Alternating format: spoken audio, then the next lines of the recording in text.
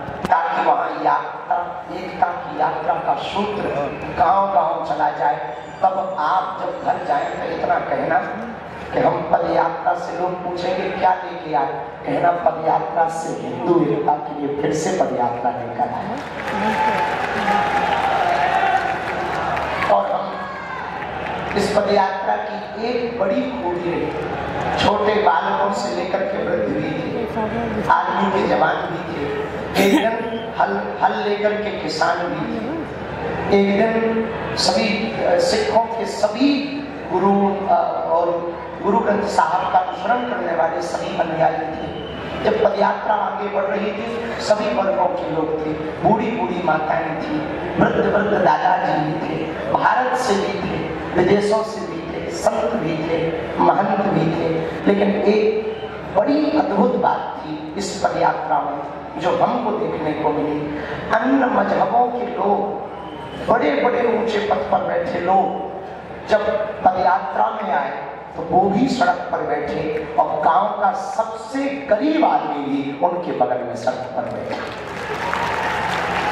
Cinema के लोग भी सड़क पर आए बैठने के लिए और सत्ता के लोग भी सड़क पर आए बैठने के लिए। सिनेमा के बड़े बड़े लोग आई हैं। आज जब हम वृंदावन में प्रवेश कर रहे थे तो मध्य प्रदेश के मुख्यमंत्री जी आए, श्री मोहन यादव जी, उन्होंने सड़क पर बैठकर दीनहीनों के साथ सामाजिक समरसता का घोष किया और उन्होंने कहा कि हम मंच नहीं जाएंगे, मंचों पर हम हमेशा जाते हैं, आप जैसे संत जब सड़कों पर उतरे हैं तो हम भी सड़क पर बैठ करके संदेश देंगे। ऐसी अभूतपूर्व इसमें झांकी थी कि सब लोग सड़क पर थे। हम कहना ये चाह रहे हैं कि हम सब यदि एक जगह पर बैठेंगे, एक साथ चलेंगे। देखो, न हमें हिंदू हृदय सम्राट बनना, न हमें हिंदुओं का पोस्टर बॉय बनना, न हमें नेता बनना, न हमें पार्टी खड़ी करनी, हमें तो केवल सनातन का सिपाही रहना है। अरे ठाकुर जी, पर एक बात ध्यान रखना, हिंदुओं की एकता ना होने का यदि कारण है तो सब लोगों का एक ईगो है कि सब हमारे छत के नीचे आ जाए, हमारे छत्ते के नीचे आ जाए। ये सबसे बड़ी दीवार है। हम एक बात कहने को तैयार हैं कि हम सबके छत के नीचे बैठने को तैयार हैं, बस वो कट्टर सनातनी वाला होना चाहिए, राम वाला होना चाहिए, भगवान कृष्ण वाला होना चाहिए। हमें ना कोई अपना छत बनाना है, ना कोई छाता बनाना, ना संगठन। हम तो यही कहेंगे, हम सब जैसे आज बैठे हैं यही बैठे रहें, चलते रहें, बातों कदम से कदम अपने शब्दों से शब्द मिलाते रहें, तो वो दिन दूर नहीं है जब भारत हिंदू राष्ट्र बन जाएगा। गजवाइए हिंद चाहते हो या भगवाइए हिंद? राम का अकबर का राष्ट्र चाहते हो या रघुवर का? अच्छा, हिंसा करने वालों का राष्ट्र चाहते हो या अहिंसा करने वालों? बम फोड़ने वालों का राष्ट्र चाहते हो या नारियल फोड़ने वालों का? सनातनियों का राष्ट्र चाहते हो या सनातनियों का? अनेकता का राष्ट्र चाहते हो या एकता का? कौन सी एकता का? जोर से बोलो। क्यों?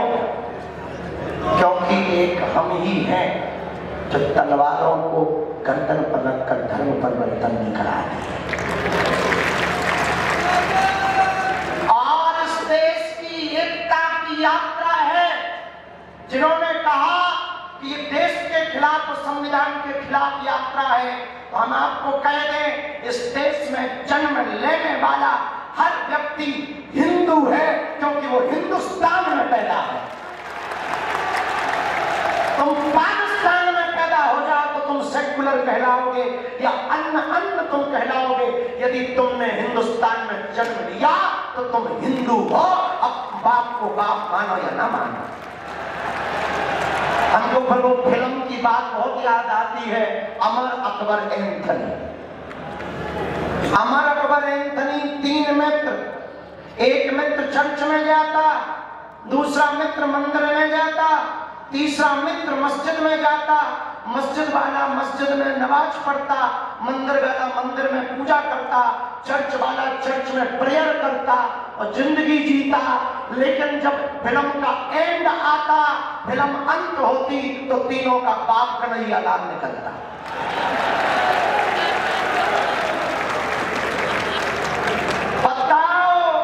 जिंदगी निकल गई, मस्जिद जाते उसकी जिंदगी निकल गई, चर्च जाते हुए, पर जब खोजा सारा जहां तब पता लगा कि अपना बाप याद। हम कहना ये चाह रहे, जो अन्य लोग अपने, जो भी भारत का व्यक्ति अपने आप को हिंदू नहीं मानता, भैया कोई दिक्कत नहीं है, सनातनी तो मान ले, और सनातनी नहीं मानता तो भारत में तू रहता कहां? तुम्हें हिंदू से दिक्कत है, सनातनी हो जाओ। भारत तो सनातन का देश है कि नहीं? प्रभु श्री राम का देश है कि नहीं? भगवान कृष्ण का देश है कि नहीं? तो तनातनी है कि सनातनी? तो जो पैदा होगा वो तनातनी लिखेगा या क्यों लिखेगा सनातनी? क्योंकि सनातन के देश में जन्म लेने वाला सनातनी है, और जो नहीं लिख रहा तो उनके लिए बड़ी दूर नहीं है लाहौर पकड़ लो। आपको हम ये भड़काऊ वाली बात नहीं कह रहे कि अपन को एकता करके किसी को मारना है ना। एकता करके यदि भारत हिंदू राष्ट्र बनेगा तो भारत में हिंसा नहीं होगी। भारत हिंदू राष्ट्र बनेगा तो गाय माता सड़कों पर नहीं, गौशालाओं में या गौ भक्तों के घर पर होगी। भारत हिंदू राष्ट्र बनेगा तो कोई तुम्हारे ग्रंथों को नहीं फाड़ेगा। भारत हिंदू राष्ट्र बनेगा तो कोई तुम्हारे संतों को नहीं मारेगा।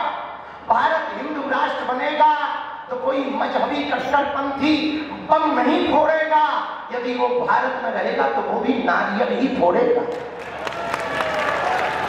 भारत हिंदू राष्ट्र बनेगा तो भगवा तो लहराएगा, पर भारत भी नित नई ऊंचाइयां पाता चला जाएगा। और इसमें कोई संदेह नहीं। हम एक बात कहते हैं, हम किसी पार्टी या राजनीतिक व्यक्ति से बिल्कुल भी हमारा मतलब नहीं, क्योंकि जो जिस पार्टी में हिंदू है उस पार्टी की पद यात्रा लेकर हम आए। जिस पार्टी में हिंदू नहीं है उनकी पद यात्रा जरूर नहीं। जिस पार्टी में सनातनी है उन सबकी पदयात्रा लेकर आए। और ये बात कहते हुए हमको अतिशयोक्ति नहीं कि जब ये पदयात्रा प्रारंभ हुई तो 90 साल की वृद्ध महिला भी साथ मिली, उन्होंने भी आशीर्वाद दिया। 5 साल के बालक ने भी दिया, 10 साल के बालक ने भी हिंदू एकता का साथ दिया। पर देश की राष्ट्रपति जी ने भी कहा फोन लगाकर दूरभाष से कि आप बहुत अच्छा कर रहे हैं, भेदभाव मुक्त भारत कर रहे हैं। और प्रधानमंत्री जी के लिए भी हम कहेंगे, यदि वो तीनों प्रदेशों की पदयात्रा में ना पहुंचे रखते, नजर रखते, तो शायद इतनी सफल ना हो पाती। यदि एक भी कैजुअलिटी नहीं हुई तो इस देश के परम सनातनी श्री नरेंद्र मोदी जी के कारण। प्रधानमंत्री तो सबका होता है इसलिए नहीं, लेकिन उन्होंने बहुत बारीकी को सनातन के प्रति तो पक्के है ही है, चाहे वो रामलला के लिए हो, चाहे वो भगवान महादेव के लिए हो, कहीं के लिए, लेकिन सनातन के लिए तो पक्के है ही है। और जब उन्हें पता लगा कि पदयात्रा अमुक जगह पहुंची और दिल्ली में ऐसा ऐसा हो गया, उसी रात पूरी पदयात्रियों की सुरक्षा के लिए स्पेशल आदेश निकला और 6000 पुलिस फोर्स प्लस बढ़ा करके पदयात्रा को सफल करना। हम साधुवाद इसलिए देना चाह रहे कि उन्होंने भी पदयात्रा में सहयोग दिया, इसलिए हमने प्रधानमंत्री जी का नाम दिया। टेंट वालों ने सहयोग किया तो हमने धन्यवाद कहा, सेवादारों ने सेवा की उनको धन्यवाद, ब्रजवासियों ने कृपा की उनको धन्यवाद। उसी प्रकार इस देश के प्रधानमंत्री ने देखा कि अनेक महात्मा और लाखों सनातनी सड़कों पर एकजुटता के लिए निकल रहे हैं, तो बोले हम आ तो नहीं सकते पर यहाँ से व्यवस्था पूरी करेंगे। देख रहे उनका देखना ही काफी है। फिर एक पूज्य महाराज जी मिले तो भंडारा हो गया, कोई मिला, व्यवस्था बन गई और निर्विघ्नता से आज पदयात्रा संपन्न हुई। हम सभी सेवादारों को, सभी मंडलों को, सुंदरकांड मंडल को, बागेश्वर धाम की पूरी टीम को जिन्होंने